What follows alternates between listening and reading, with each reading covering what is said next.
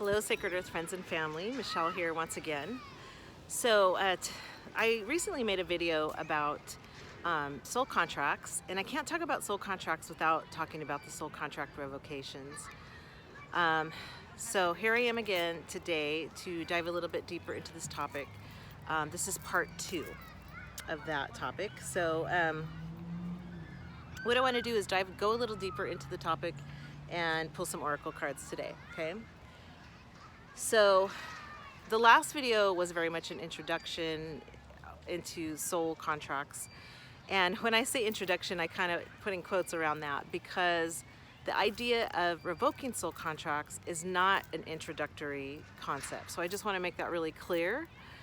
I tried to simplify the information. I tried to make it understandable. But I also want to talk about a person's readiness to do this work. Okay, so not all of us come in when we first start learning about soul contracts ready to do the revocation work, and that's fine.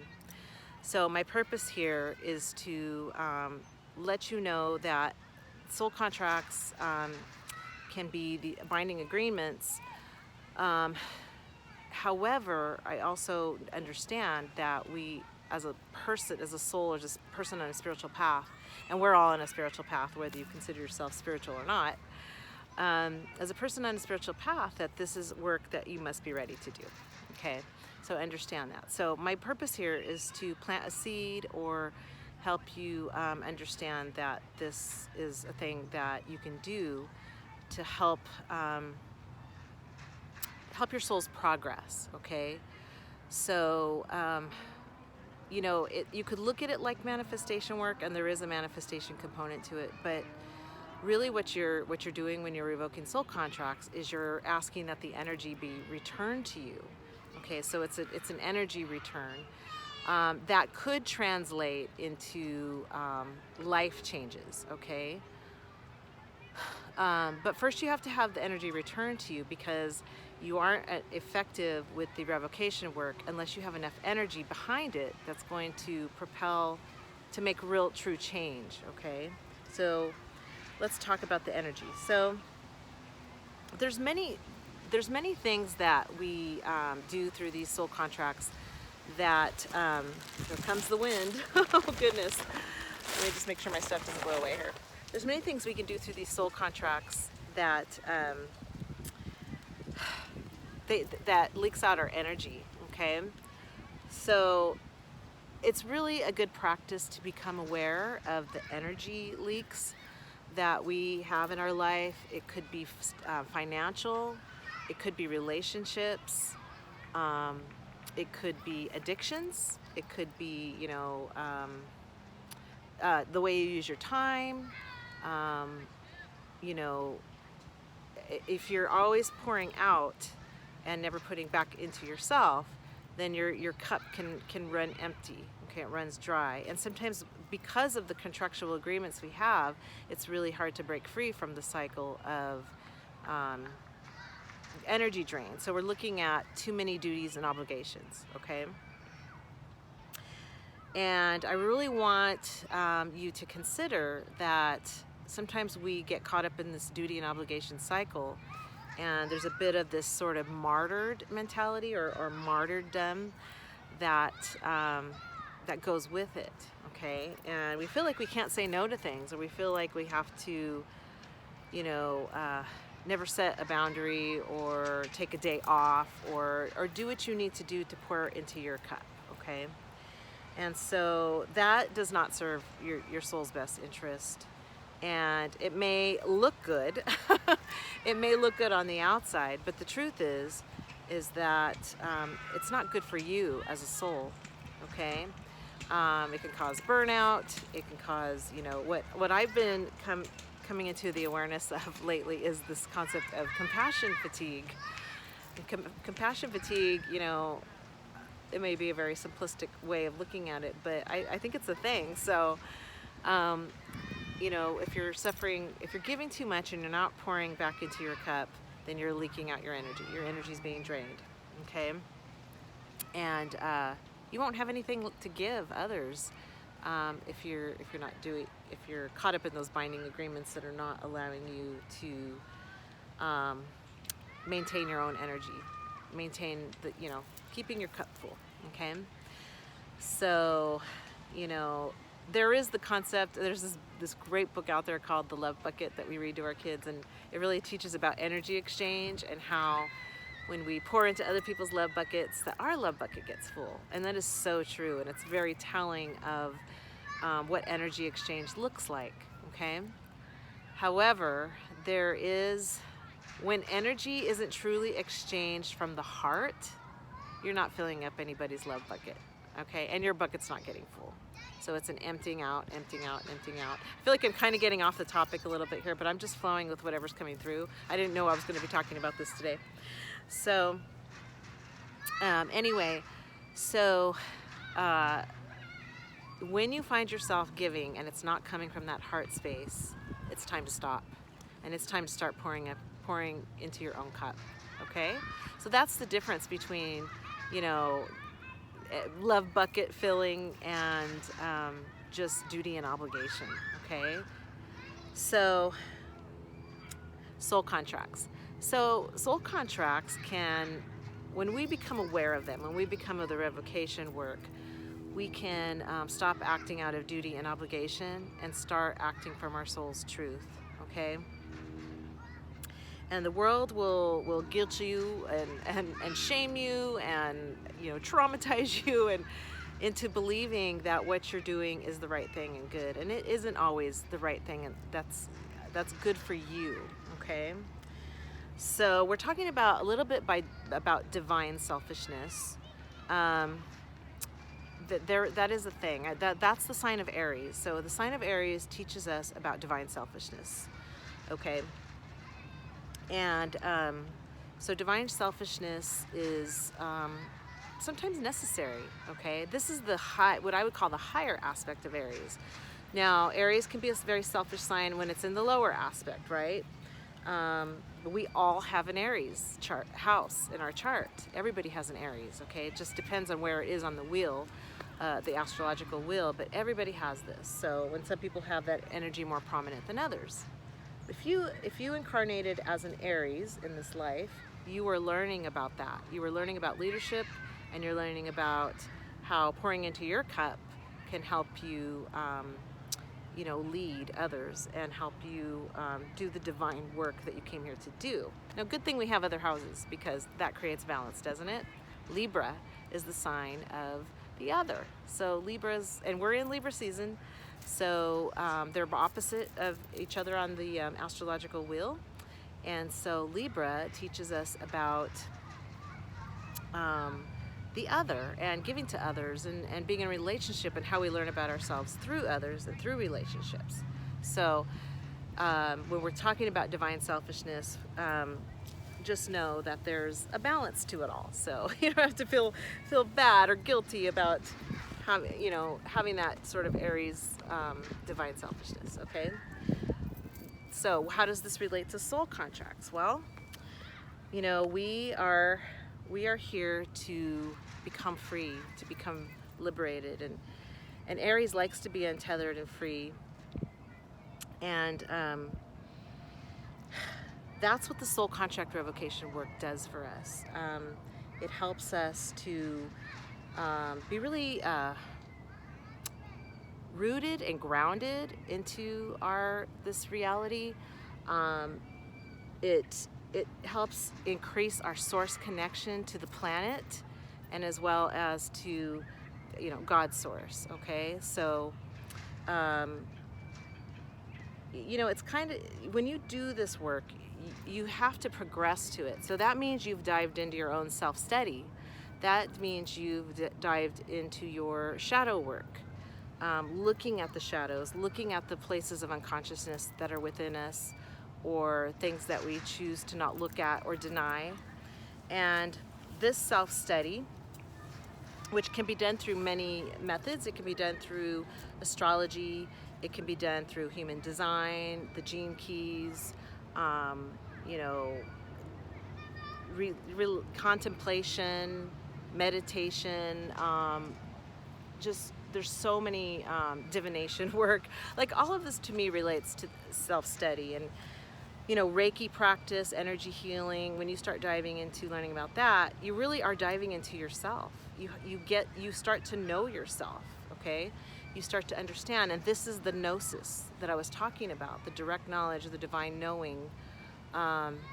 Self-study is going to take you into the gnosis. The gnosis is going to lead you into the why of soul contract revocation. What is the why behind doing this work? Why would I want to do that? Why do I want to revoke soul contracts? Well, if that's your question, then I suggest maybe starting to dive into some self-study and get to know yourself first, and know, you know, what your energy drains are, what's pulling from you, where have you given too much of your power away? Because that's really what this is about. This is about reclaiming your soul's power. Okay, so so doing the soul contract revocation work alone is not quite the only thing you should do. This is very much a ceremonial practice, this soul contract revocation work, and it should be combined with your prayers, your intentions, sacred ceremonies, you know, sacred fire, having a fire ceremony, a water ceremony, you know, connecting with the earth, connecting with the land, because that's what's going to put energy behind the intentions, okay? Putting that energy behind your intentions is really important. So doing it, you know, I've done walks on the beach where I've done the revocations out on the beach with the waves and the ocean in front of me. And that's super powerful because that's a ton of energy. Those are, you're calling on the elemental energies of the earth as your allies in spirit that are helping power up this intention. Sorry, I'm looking over there. There's just a beautiful butterfly flying by. Then that right at that moment when I said allies in spirit, this beautiful swallowtail butterfly flies by. So that's going to power up the intentions of the revocation, soul contract revocations, okay? So let's see what else. Okay, I also, another thing about that is using your tools, okay? So using tools like Reiki and crystals and all those things with your prayers and intentions really helps power up the energy. So it helps bring back and return energy to you, okay? And you're not taking the energy from anybody. What you're doing is drawing in the naturally abundant and flowing energy that comes from source, okay? So it's balanced, okay? So you're not taking energy that isn't yours, that isn't your birthright, okay? So it's balanced, and it's coming directly from source. The crystals are neutral observers, okay? They are just there holding space. Each one, you could look at each one, here's a crystal here. You could look at each one like a personality, okay? And it carries its own divine essence. I have this one too, okay? And they are allies that are here to help energize our space. So just wanted to talk about tools. Sound. I have these tinctures. You know, the sound helps clear out the energy and charge up and energize your space. So there's so many tools that we have available to us that can help us power up the revocation work. And so you kind of have to get creative and make it personal to you, and do what's, you know, personal to you when you do this work, okay? So the last time that I was talking to you on the last video, the part 1, we were talking about a little bit about what was it again? How fine print is added during the birth process into our soul contracts, and that can keep us stuck in cycles and loops of karma. And I wanted to talk a little bit about that because even though that is part of the process of incarnating here on earth, wasn't intended naturally to be that way, but because we live in a free-willed universe, it's anybody's game. Like, you know, Source allows, Prime Creator allows this to occur because this is the natural evolution that occurs, okay? Although it's brought to us through an unnatural means. So let me explain a little bit. So we have the organic and the inorganic coexisting side by side here on this earth matrix that we live in. And so this is the duality. So there's two paths. One is organic and one is inorganic. So we experience all of these when we enter into this incarnation, and we can get very caught up in things that are inorganic, and we can get diverted, and our soul contracts can really get, that fine print can really do a number on us in this reality and really pull out a lot of our energy. And so we become limited beings as opposed to unlimited beings, which is what truly is our birthright to be. We are truly infinitely unlimited in our souls. So that's why this work is powerful, because it lessens up the limitations that we have imposed on us. Now, just because these things happen to us in life, the negativity that can occur, the oppositional forces that come in and try to stop us, and the karmas that we experience that are really daunting, this is what is so beautiful about this plan, is that we can transmute it. And when the forces come in to knock us back, they always run the risk of making us stronger and more powerful. And so some people fall off the map and they give up, they throw in the towel, and others will find the strength and determination and the will to move forward. And that is really what we need to do. So this is what we call transmutation. This is the transmutation of the energy. So we can take all the things that are negative, that what we perceive as being negative anyway, things that the pain, the sorrow, the grief, the unexpected events, or expected or even self-created karmas, and we can transmute them, and we can use them as fuel and locomotion in order to move forward. And so this is the risk that the darker forces take when they push that hard against you, because what they're actually doing is in a really real strange, inadvertent way helping you. Okay. If you think about the hero's journey, every movie just about is based on this archetypal hero's journey. Every archetype that in that hero's journey archetypal map always has to overcome some shadow or some darkness or some problem in life in order to become the hero of their own life, right? You could look at it that way, like you are the hero of your own life. So I'm just letting the words flow, and like I had no idea what I was going to talk about today, so here I am just chattering away. I had like 3 things I wanted to hit, but so anyway, so that's what this work is about.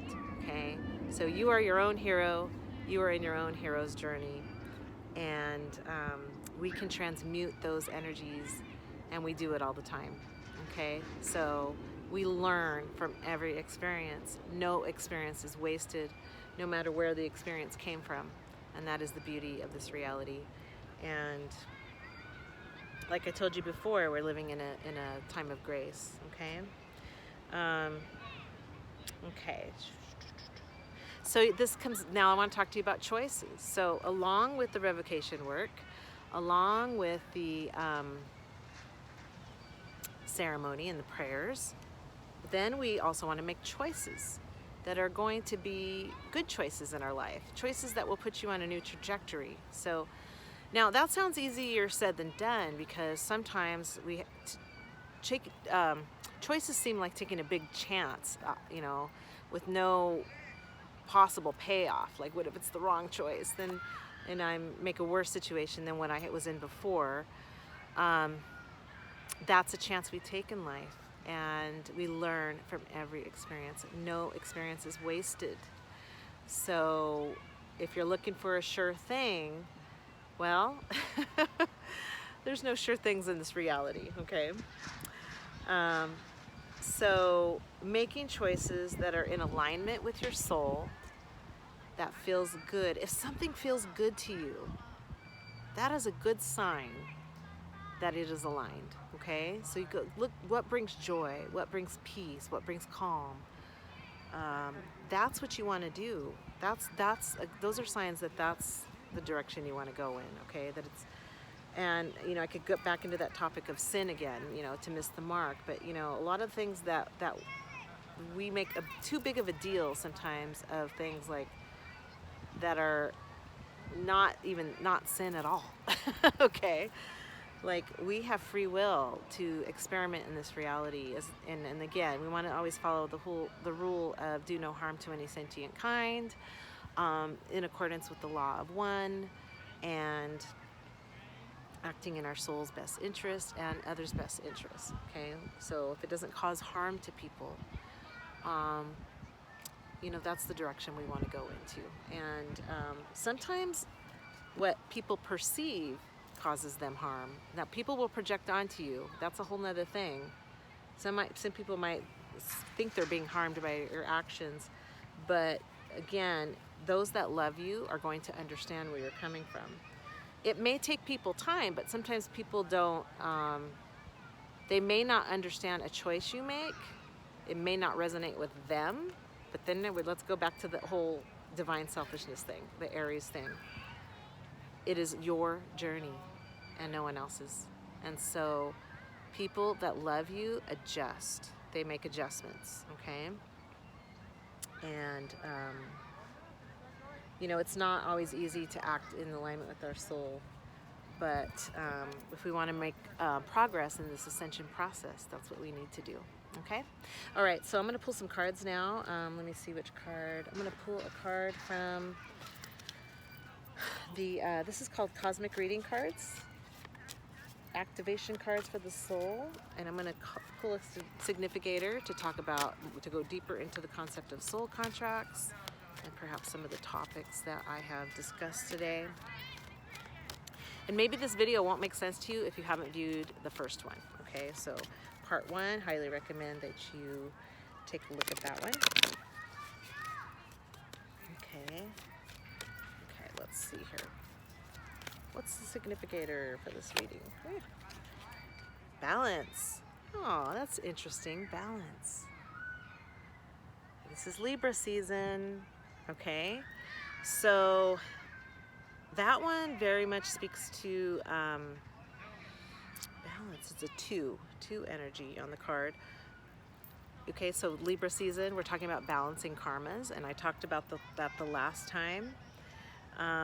2 is also, if you think of like the 2 of Cups in the tarot, that's a balanced energy, and it's about bringing peace and calm. And let's see, there's a light above her head. Yeah, balance. Okay, I think that's all I need to say about that one. There's the Om symbol. So it's about connecting with source energy, creating harmony. And when I see that Om symbol, like when I was looking at it, it's like sound frequencies are coming through. And so this goes back to tools. So using sound frequency to help return yourself to balance. And yes, the sound frequencies are the emanations of the voice when you're speaking the soul contract revocations. That's what this is about. This is about speaking them out loud. That is making a declaration to your world, to your reality, that this is what I am co-creating with Source in. This is what this is the boundary I'm setting. This is the soul contract that I'm revoking. This is what I want to see in my reality. Doing this out loud is going to bring balance to your energy. It's going to eliminate those energy leaks, okay? Okay, all right, let me put that right there. So that's the significator. So here in Libra season, we're really looking at this theme of balance. Okay, let me pull another one. I'm going to pull from this Chakra Wisdom Oracle deck.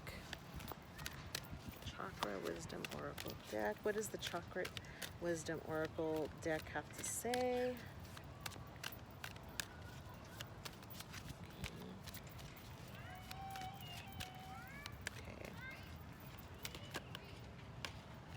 Perfection. 3 cards like flew out, actually 4. The one on the top, okay, I'm gonna go with this little, these 3 all flew out. The first one is perfection, okay. Second one is self-worth. The third one is dissipating. And the fourth one is creation. Okay, let's start with the first one. Okay, perfection, all right? So when you dive into self-study, when you dive into this work, going deeper, going within, looking at the shadow, doing the inner work, the healing, using your tools, diving into all this stuff, you are letting go of perfection, okay? There is no perfection, okay? Life is messy. You know, sometimes we get really hung up and caught up in how things should be instead of really seeing them clearly and as they are. I have some kids over here. And that's just a reminder to stay in your joy, isn't it? Kids laughing here at the park. I love that. So be like a child. That's what this card is telling us. Be like a child. Let go of perfection. Let life be messy. Okay? Don't be afraid. Don't be afraid to dive in. Okay? Self-worth. Self-worth. Okay? Now, this one is root chakra. Red is root. This is sacral chakra. Sacral chakra. Oh, inner child healing. Yeah. Okay. So that little kid running by. Sorry, there's something on my camera. That's inner child healing. I feel like I'm a little bit all over the place today, but it's okay. Yes, that's what it's about. Diving into your inner child and doing the inner child healing. Super important. Okay. Let go of perfection. You know, be like a child. Children are they're just free. Okay. This is going to bring self-worth, okay? When you start reclaiming your power, when you start revoking the soul contracts and getting rid of the energy leaks or diving into the concept of self-study, maybe you're not ready to do the revocation work, but you're ready to do some self-study. Once you start learning about why you are the way you are, you're going to gain a lot of your self-worth back. This is emotional healing too. We're looking at the sacral chakra here. Releasing shame, blame, and guilt. That shame, blame, and guilt. Oh, that's another thing that the revocations do, is letting go of that shame, blame, and guilt. That's all sacral chakra energy. That's where we tend to hang on to it. So doing cleansing is really helpful because a lot of the energy, the densest, darkest energies, get maintained in the colon and the sacral area. Okay. So, really important with that one, letting go of shame, blame, and guilt, and regaining your self-worth, okay? Dissipating, okay? This is the solar plexus. This is about feeling powerless, dissipating in your energy. See, there's a woman there, and she's sitting in front of a television, and she's not really living her life. She's just sort of, you know, withering away sort of a little bit, like, and that's not what you came here to do. You did not come here to live in this eat, sleep, watch TV cycle. Okay, we came here to heal ourselves and to make an impact on the world, and you can do that no matter where you are in life. You can always do that. Okay, so it's time to really heal that solar plexus energy, becoming back into your divine empowerment. That's another thing the revoking soul contracts does too. It creates all those binding ties that are keeping us disempowered. The last one is creation. Okay, so we see a woman there. Whenever there's fire, that's fire energy, right? She's got a little, like a little fire there with some smoke. That's all creation energy. That's about creating a new timeline, okay? Revoking these, the soul contracts I keep pointing at my cards when I say that, but revoking the soul contracts, and even if you do it, like doing it in front of a sacred fire, writing down your intentions and burning them in a fire, making it part of your ceremony. This is creating a new timeline for you, a new trajectory in your life. It's clearing out the past energies. A lot of times we can't move forward as much as we try, we want to. We can't move forward when we're stuck in a depression because we the energies are hanging around us. Okay, they're in your energy field. They're stuck in there. And so doing this work clears out a ton of energy, okay? And it brings an energy return. So this is like a whole little thing that, got the little story that this little deck wanted to tell. Perfection, self-worth, dissipating, and creation.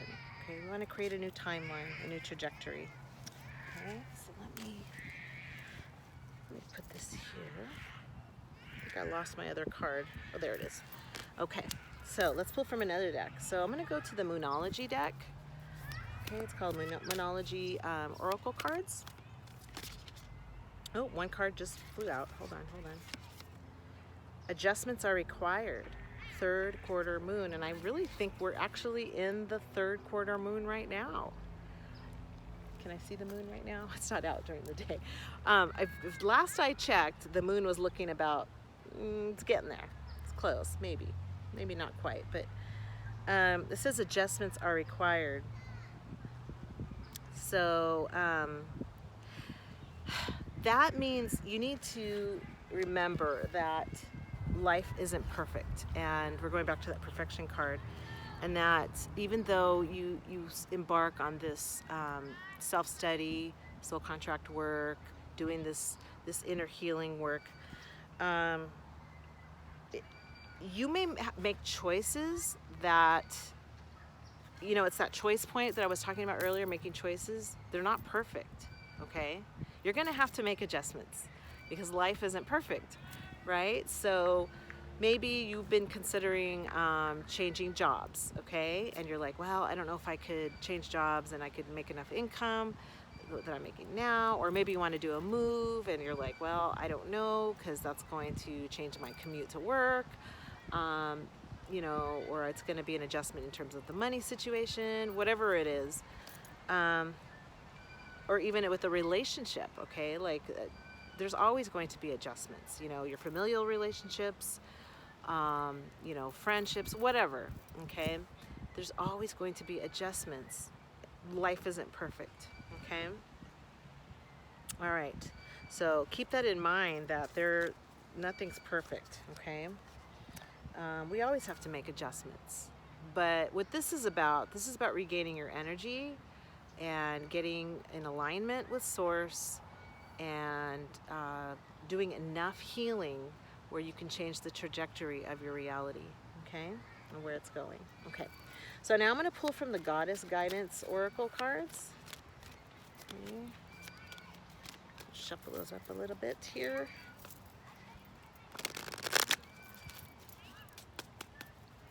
Okay. What do the goddesses have to say? Let's see.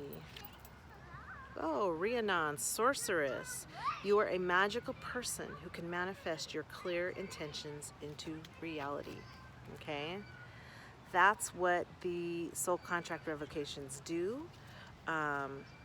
There's something, there's a real benevolent, magical quality about doing these. And, got distracted by the guy back there. You're a magical person who can manifest your clear intentions into reality. It's about remedy and resolve. That's what I wanted to say. Remedy and resolve. So that's what you're doing when you're revoking soul contracts. Is you're not creating more karma. You're not trying to. We can resolve karmas as we walk through our life path, but we but through this process, we are actually calling in and calling for remedy and resolve. So it's a balancing of karma. So you don't have to ever deal with the karma again. Like I said, it's easier said than done because we have to have enough energy and we have to be doing the life choices and we have to be doing the prayers and ceremonies. It all goes together. So it's not a one and done kind of thing. It's a practice and it's ongoing. Okay.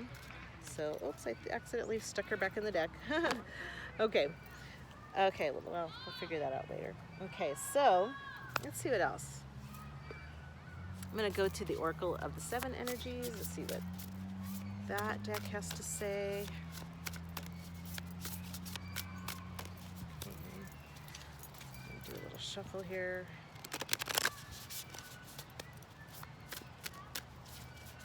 Okay. Here we go. Wish upon a star. That's a really beautiful card. Wish upon a star. Okay. Now, soul contract revocation work is,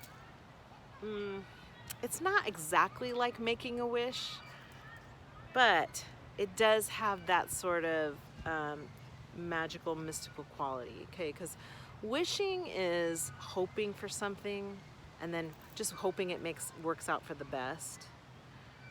That's still sort of waiting for someone to come in and save you, you know? But this is a little bit more powerful. This is actually calling on this I am presence within you to be the driving force, to empower the revocations. And there is a mystical quality to it and that's what this is about. Okay, you're the one doing it. You're the one powering up the intention. It's your I am. So it's not an external force, but it does have that quality of the mystical and making a wish. And oh yeah, think about like, what are your dreams? Okay, what are you dreaming? Dreaming is the process of creation, okay? And it helps power up your dreams and fuel your dreams because you're changing your internal reality so that you can dream something into existence. We literally have the potential and possibility to make our dreams become real. I'm talking about your dreamtime dreams. But that's a whole nother thing. You do need to connect to the appropriate dream worlds in order to do that. Because when we're in pain and grief and things like that, we don't connect to the best dream worlds. Okay, so yes, there's a mystical, magical quality to it, but it's even greater than making a wish. Okay, it's fueled by you. Okay, and it's not anything actually external. It's you. It's all you. Okay. Now doing the work under the stars can be very empowering as well. Doing it, connecting to the earth and doing it outside under the stars, you know, using your tools, that absolutely can be empowering. There is energy, we do draw in energy from the stars. And so you're calling in the forces of light in order to help witness. Okay. Oh, that's another thing I want to talk about. So let me not put that card away. So when you're doing it, you notice all the little lights and stars around her. Those are energies, right? And so what you're doing is you're calling in your ancestors, those helpers in spirit, elemental beings, all the helpers that you have in spirit, ascended masters, whoever it is, to bear witness to your soul contract revocations, okay? And that's another thing too. You've got witnesses. And so I'm going to make a part 3 video, and in that video I'm going to talk about the actual soul contract revocations themselves and the how-to of them. That's going to be a part 3, okay? Okay, so that's a good one. So let me move on. All right, let me see. Where am I? Wow. Okay, it's getting way too long. So I'm going to try to wrap this up I want to do a closure card. Who should I do a closure card? Let's do Earth Magic deck. Call to the Earth Magic deck. Okay. I just want a wrap-up card. The first card was Balance. This is a final card to wrap up the whole reading. Okay. Rebirth. I love that. Isn't that perfect? So, rebirth.